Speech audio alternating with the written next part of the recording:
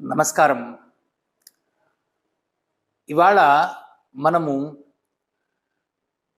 ప్రపంచంలోని పెద్ద దేశాల్లో ఒకటైనటువంటి రష్యా దేశం పైన హిందూ సంస్కృతి యొక్క ప్రభావం గురించి తెలుసుకుందాం.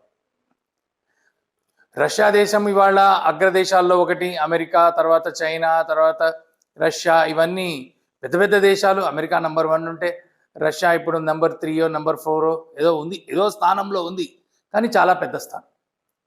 అసలు రష్యా యొక్క చరిత్ర ఏమిటి? మీకు ఒక విషయం చెప్తాను.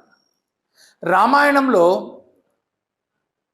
2 సార్లు వాల్మీకి మహర్షి ఈ ప్రపంచం యొక్క 4 దిశలు, ప్రపంచంలో తూర్పు వెళ్తే ఏమొస్తుంది, పడమరకు వెళ్తే ఏమొస్తుంది, ఇట్లా 2 సార్లు ఆయన చెప్పారు.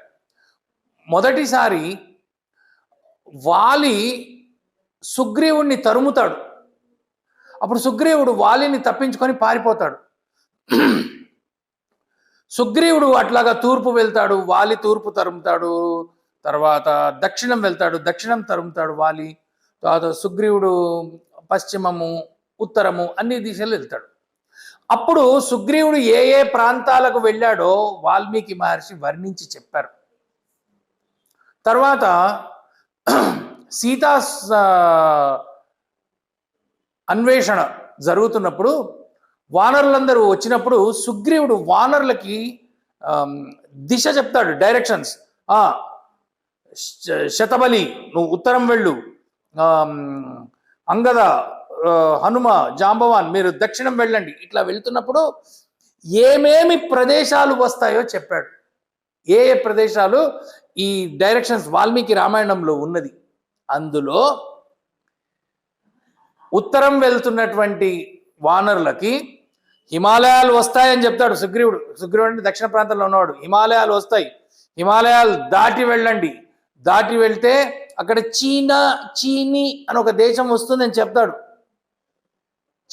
పూర్వ చీనా వచ్చిన తర్వాత పెద్ద ఎడారి వస్తుందని అంటాడు. అక్కడ పెద్ద ఎడారి చీనా అంటే ఆ ఎడారులు మాయమైపోవు కదా, అప్పటికి ఇప్పటికీ అదే ఎడారి ఇప్పటికీ ఉన్నది. ఆ ఎడారి మనం గోబీ ఎడారి లేకపోతే ఈ మంగోలియా ప్రాంతంలో ఉన్న ఎడారి అని అనుకోవాలి. ఎందుకంటే అది దాటిన తర్వాత ఇంకొక పెద్ద ఎడారి వస్తుందని అంటాడు. ఋషిక దేశం వస్తుంది అంటారు. ఋషిక అనే దేశం. ఈ ఋషిక దేశం దాటుతున్నప్పుడు ఒక పెద్ద ఎడారి వస్తుంది. అందులో అది ఒక 1000 మైళ్ళు ఉంటుంది అంటాడు. ఆ ఎడారి 1000 మైళ్ళు ఉంటుంది. ఆ ఎడారిలో నీరు ఉండదు అని అంటాడు. ఆశ్చర్యం.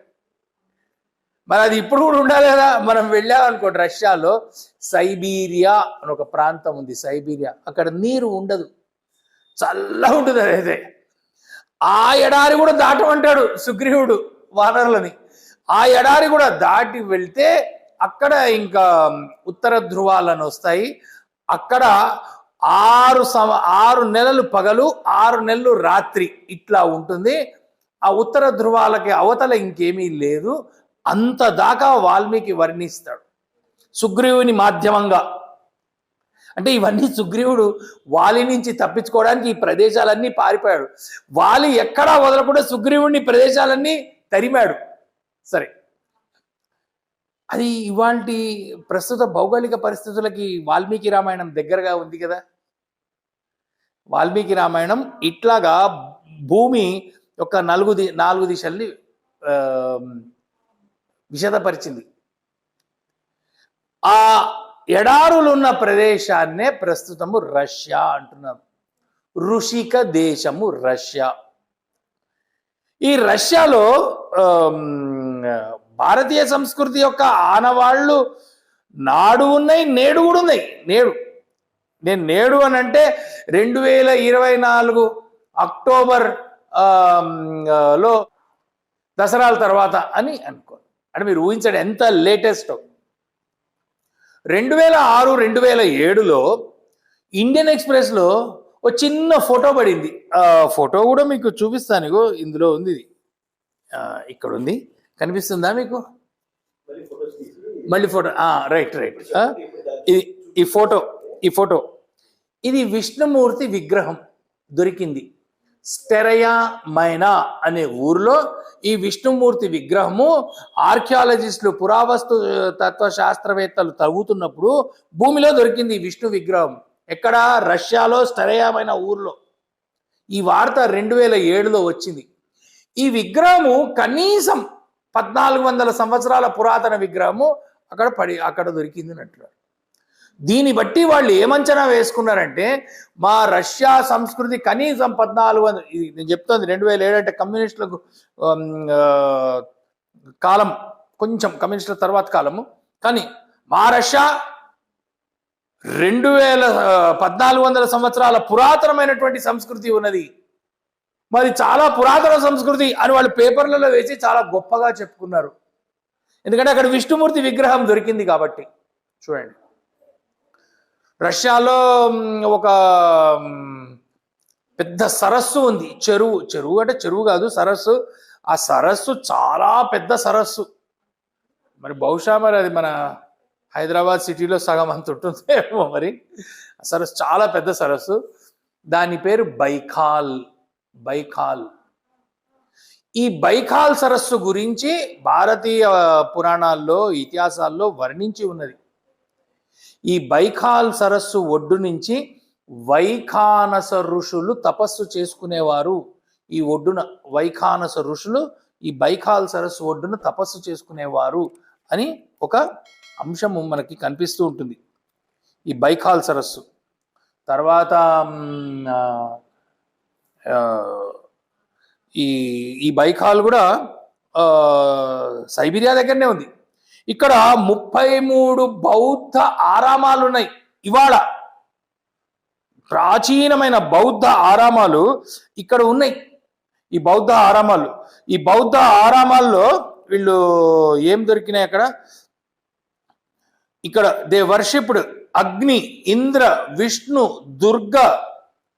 అగ్నిస్కి బుద్ధ విహార అనే ఒక విహారం, బౌద్ధ విహారము అక్కడ ఇవాళకి ఉన్నది. అదైతే ఆ బౌద్ధ విహారంలో సరస్వతీదేవి యొక్క బొమ్మ ఉన్నది. ప్రాచీనమైనది, 100 సంవత్సరాల పురాతనమైనటువంటి సరస్వతీదేవి యొక్క బొమ్మలు ఉన్నాయి. ఈ సరస్వతీదేవి యొక్క బొమ్మలు. మీకు ఇంకొక విషయం చెప్తానండి. పియాండ్జికెంట్ అని ఒక ఊరుంది. పియాండ్జికెంట్. ఈ పియాండ్జికెంట్ లో 1960లలో ప్రొఫెసర్ బెలినిట్స్కీ అనేటువంటి ఆయన ఈ పియాండ్జికెంట్లో కొండలు ఉన్నాయి. ఆ కొండల్లో గుహల్లో చూస్తే గుహల్లో కొన్ని బొమ్మలు కనిపించాయి. ఆ గుహల్లో ఎవరున్నారు? ఒక భగవంతుడు ఉన్నాడు. మరి ఎవరు? దేవుడే అయి ఉండాలి, ఎందుకంటే ఆయన కాళ్ళ దగ్గర ప్రజలందరూ నమస్కరిస్తున్నారు, రష్యన్ ప్రజలు. ఆ భగవంతుడు ఎట్లా ఉన్నాడు? పులి చర్మం కట్టుకొని ఉన్నాడు. చేతిలో డమరుకం ఉంది, ఇంకొక చేతిలో త్రిశూలం ఉంది. ఆయనకి 3 కళ్ళు ఉన్నట్టున్నాయి. ఆయన ఆకాశాన్ని చూస్తున్నాడు, ఆయన డ్యాన్స్ చేస్తున్నాడు. మీకు నేను చెప్పక్కర్లేదు, అది మన పరమశివుడే. పరమశివుడిని అక్కడ ఆ బొమ్మలో చిత్రించారు. అయితే పరమశివుడికి మరి ప్రమథులు ఉంటారు. ఆ ప్రమథులు ఎవరు? రష్యన్లు. ఈ ప్రమథులందరూ రష్యన్ వేషాలు వేసుకొని రష్యన్ టోపీలతో ఈ ప్రమథులు ఉన్నారు. ఇది చాలా ఫేమస్. ఇది 1962 పియాండ్జికెంట్ మూరల్ అని చాలా ప్రసిద్ధి. రష్యన్లు, ఇది కమ్యూనిస్టులు ప్రభావము తీవ్రంగా ఉన్న రోజులలో 1962లో కమ్యూనిస్టుల ప్రభావం ఉన్న రోజుల్లో పియాండ్జికెంట్లో ఇది దొరికింది. దీన్ని బట్టి వాళ్ళు ఏమనుకున్నారంటే కనీసం ఒక 2000 సంవత్సరాల పురాతనమైన భారతీయ సంస్కృతి యొక్క ప్రభావం ఉండింది. ఆ విగ్రహానికి యజ్ఞోపవీతం ఉండింది. తర్వాత డమరుకంతో డాన్స్ చేయడం, ఇదంతా. మీకు ఇక్కడ బొమ్మ కూడా చూపిస్తాను. ఇక్కడ ఉంది ఈ బొమ్మ చూడండి. ఈ పియాండ్జికెంట్ శివుడు చాలా ఫేమస్. ఇదైతే 1962 ఇదైతే రష్యన్ ఆర్కియాలజీలు వాళ్ళు కూడా ఈ పియాండ్జికెంట్ శివుడిని వాళ్ళు చెప్పుకుంటారు. దాంతోపాటు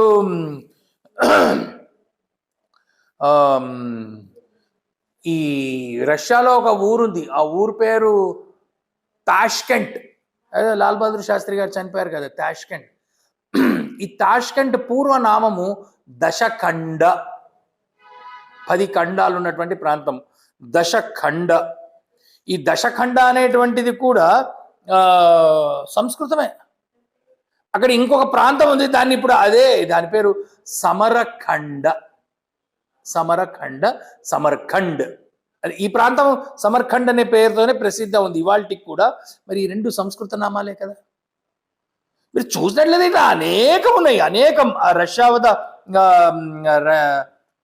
రష్యాకి ఆనుకునే ఉన్నటువంటి మంగోలియా, ఇవాళ రష్యా మంగోలియా వేరే వేరే, కానీ ఒక 500 సంవత్సరాల క్రితం అంతా ఒకటే జాతి, ఒకటే భూమి కదా, ఒకటే దేశము. మరి 500 సంవత్సరాల క్రితం మంగోలియాలో ఒక బౌద్ధ ఆరామంలో గణేశుడి విగ్రహాలు ఉన్నాయి. బౌద్ధులు గణేశుడిని, సరస్వతీదేవిని స్వీకరించారు. వాళ్ళు వాటిని ఈ దేవీ దేవతల్ని పూజించారు. ఈ మంగోలియా బౌద్ధ ఆరామంలో గణేశుని యొక్క చిత్రాలు ఉన్నాయి. ఇక్కడ గణేశుని యొక్క చిత్రాలు ఈ రెండు అంటే కొంచెం గణేశుడికి ఏనుగు ముఖం, కొంచెం మంగోలియన్ ఫీచర్స్ కొన్ని ఉంటాయి. కానీ ఇది తర్వాత అజర్బైజాన్ అని ఒక ఊరుంది. ఈ ఉక్రెయిన్ ఇటు పక్కన వస్తుంది, అది అజర్బైజాన్. ఉక్రెయిన్ పక్క కిందకు వస్తుంది ఈ అజర్బైజాన్లో జ్వాలాజీ అని ఒక దేవాలయం ఉన్నది, ఇవాళకి ఉన్నది. అజర్బైజాన్లో ఎక్కడుంది? ఇది బాకులో ఉంది. ఇది జ్వాలాజీ దేవాలయం బాకులో ఉంది. అక్కడ కింద నుంచి భూగర్భంలోంచి గ్యాసులు వస్తుండటన అక్కడ ఒక దీపము నిరంతరం వెలుగుతూ ఉంటుంది, నిరంతరం వెలుగుతూ ఉంటుంది. అట్లా నిరంతరం అంటే ఏంటి? కొన్ని వందల సంవత్సరాలుగా వెలుగుతుంది. అదైతే ఆ జ్వాలాజీ దీపం ఉంది, దానికి ఒక ఆలయం కట్టారు, అక్కడ ఒక త్రిశూలం ఉంది. ఆ జ్వాలాజీ దీపం ఆలయం గోడల మీద ఓం గణేశాయ నమః అని రాసింది. స్థానిక భాషల్లో ఉంది, సంస్కృతంలో ఉంది. ఓం గణేశాయ నమః. సరే, ఇంకా మనం చెప్పనే అక్కర్లేదు. ప్రపంచంలో రష్యా యొక్క ప్రసిద్ధ ఆట చెస్, చదరంగం. ఈ చదరంగం అంటే రష్యన్లో ఇంకా అది మామూలు కాదు, వాళ్ళకి చాలా విపరీతమైన పిచ్చి అట్లా ఉంటుంది వాళ్ళకి. అది చదరంగం అంటే రష్యా. సరే, ఇప్పుడు మిగతా దేశాలు కూడా వచ్చినాయి, కానీ చదరంగం అంటే రష్యా. మరి చదరంగము భారతదేశం యొక్క ఆవిష్కరణనే కదా. భారతదేశంలో కొన్ని వందల సంవత్సరాలు, కనీసం కొన్ని వేల సంవత్సరాల చరిత్ర ఉన్నది చదరంగానికి, భారతదేశపు ఆట. ఈ క్రీడ రష్యాకి ఎట్లా వెళ్ళింది? దీని గురించి పరిశోధకులు ఆలోచించాలి. రష్యా మీద భారతదేశం యొక్క ప్రభావం ఇంత ఉన్నదా? భారతదేశం యొక్క సంస్కృతి, భారతదేశం యొక్క కళలు, ఆటలు ఇవన్నీ రష్యా మీద ఇంత పడ్డాయా? మనకు ఆశ్చర్యం కలుగుతూ ఉంటుంది. నేను ఇంకొక విషయం కూడా చెప్తాను. రష్యా పక్కన ఒక చిన్న సముద్రం ఉన్నది, రష్యాకి ఆనుకునే ఉన్నది ఆ సముద్రం. ఆ సముద్రం పేరు క్యాస్పియన్ సీ. ఒక 150-200 సంవత్సరాల క్రితం దాకా ఆ సముద్రాన్ని కశ్యప మహాసముద్రం అని పిలిచేవారు. అంటే మన కశ్యప ఋషి ఆ ప్రాంతానికి వెళ్ళి అక్కడ స్థిరపడ్డాడు, ఆయన పేరు మీద ఆ సముద్రాన్ని. అట్లాగే అక్కడ సైబీరియాలో బురయాత్ అని ఒక తెగ ఉన్నది. ఈ బురయాత్ తెగ వాళ్ళు అక్కడే వాళ్ళు గుహలు, వాటిలో కొండల్లో బౌద్ధ ఆరామాలు, ప్రాచీన గ్రంథాలని అక్కడ దాచిపెట్టారు. ఈ ప్రాచీన గ్రంథాలు ఎట్లా అంటే మన దగ్గర తాళపత్ర గ్రంథాలు ఉన్నట్టు అక్కడ తాటి చెట్లు లేవు కదా, కాబట్టి వాళ్ళు చెక్కల మీద రాసుకున్నారు, చెక్క మీద. ఆ చెక్క గ్రంథాలు 1300 సంవత్సరాల పురాతన గ్రంథాలు ఇవాళ ఉన్నాయి. ఇవాళ ఈ సంవత్సరం, ఇవాళ ఈ రోజు దాకా కొన్ని వందల గ్రంథాలు ఉన్నాయి. అవన్నీ కట్టలు కట్టి ఆ చెక్కవన్నీ భద్రంగా దాచిపెట్టారు, మా పూర్వీకుల గ్రంథాలు అని. ఆ గ్రంథాలని కొంతమంది పండితులు చదవడానికి ప్రయత్నం చేశారు. వాటిలో ఏమని రాసి ఉంటుందంటే, ఆ గ్రంథాల మీద రష్యన్ భాషలో ఇంగ్డెకెగ్ ఉన్ కెల్బెర్ అని రాసి ఉంటుంది. ఇంగ్డెకెగ్ ఉన్ కెల్బెర్ అంటే దాని అర్థం ఏంటంటే భారతీయ భాషలో రాయబడ్డ గ్రంథము అని అర్థం అట. ఇంగ్డెకెగ్ ఉన్ కెల్బెర్ అంటే భారతీయ భాషలో. భారతీయ భాష ఏది? సంస్కృత భాషలో ఉన్నాయట. ఆ తర్వాత అది పైన ఆ చెక్కల గ్రంథాలపై మొదటి చెక్క తీసి పక్కన పెడితే దాంట్లో ఉన్నటువంటి మొట్టమొదటి లైను ఓం సరస్వత్యై నమః. 1300 సంవత్సరాల పురాతనమైనటువంటి బురాయాత్, ఆ సైబీరియాలో ఉన్నటువంటి బురాయాత్ జాతి వాళ్ళు ఆ భారతీయ గ్రంథాలను అక్కడ దాచారు. వాళ్ళైతే వాళ్ళు ఇవాళకి కూడా గంగానది నీళ్ళని చాలా పవిత్రంగా భావిస్తారు. గంగానది నీటిని వాళ్ళు పవిత్రంగా భావిస్తారు. తర్వాత మీకు ఇంకొక విషయం చెప్తాను. జోసెఫ్ స్టాలిన్ పేరు విన్నారు కదండి. జోసెఫ్ స్టాలిన్ అనేటువంటి ఆయన రష్యా అధ్యక్షుడు. ఆయన వరల్డ్ వార్ 2 అప్పుడు విపరీతమైన శక్తి ఉండింది, రష్యాని గెలిపి. ఈ జోసెఫ్ స్టాలిన్కి ఒక వైద్యుడు ఉండేవాడు, డాక్టర్. అయితే ఆయన అలోపతి డాక్టర్ కాదు, ఆయన ఏదో చెట్లు వేర్లు వీటితో వైద్యం చేసేవాట. అంటే మన ఆయుర్వేదం డాక్టర్ లాగా. ఈ ఆయుర్వేదం డాక్టర్ పేరు పద్మయేవ్. ఆయన పేరు పద్మయేవ్. మన కంచి శంకరాచార్య పరమాచార్య దగ్గరికి ఒక రష్యన్ వచ్చాడు, బెలినిట్స్కి అనుకుంటా, ప్రొఫెసర్ రిబోకోవ్ వచ్చారు. ఆయన వచ్చినప్పుడు పరమాచార్య ఆయనతో మాట్లాడుతూ పరమాచార్య అంటే కనీసం ఒక 80 సంవత్సరాల క్రితం జరిగిన సంఘటన ఇది. పరమాచార్య రిబోకోవ్తో అన్నారట, మీ దేశంలో కొన్ని పేర్లు ఉన్నాయి, ఒక పేరు చెప్తాను, లోపాముద్రోవా అనే పేరు ఉంది తెలుసా అంటే, ఉంది మా అట్లా. ఆ లోపాముద్ర అనేటువంటిది అగస్త్యుని యొక్క భార్య పేరు లోపాముద్ర. ఆ లోపాముద్రని వీళ్ళు ముద్రోవా, లేకపోతే పద్మని పద్మయేవ్. ఇట్లాగా చూసినట్లయితే రష్యా యొక్క సంస్కృతి మొత్తము భారతీయ సంస్కృతిలో నుంచి ప్రభావితమై, సంస్కృతిచే ప్రభావితమై, సంస్కృతిలో ఉత్పన్నమై, భారతదేశంతో తాదాత్మ్యమై ఏకత్వాన్ని, భారతీయ సంస్కృతితో ఏకత్వాన్ని ప్రకటించేటువంటి సంస్కృతి రష్యన్ల పూర్వ సంస్కృతి. కానీ దురదృష్టవశాత్తు మరి అదృష్టవశాత్తు మరి వాళ్ళ ఇదో క్రైస్తవ ఇస్లాము దాడులలో కొంత వాళ్ళు కోల్పోయినారు ఈ సంస్కృతితో టచ్. అయినప్పటికీ భారతదేశంని వాళ్ళు గౌరవిస్తారు. అది ఇవాల్టికి కూడా ఆ ప్రజల్లో, రష్యన్ జాతి ప్రజల్లో కనిపిస్తుంది. భారతదేశం పట్ల గౌరవం ఉన్నది, భారతదేశం పట్ల మిత్రత్వ భావన ఉన్నది. ఇవాల్టికి కూడా గత 50 సంవత్సరాలు 60 సంవత్సరాలుగా కూడా రష్యన్లు భారతీయుల్ని తమ సన్నిహిత సంబంధికులుగా భావిస్తారు. కారణం ఏంటి? ఇది కారణం.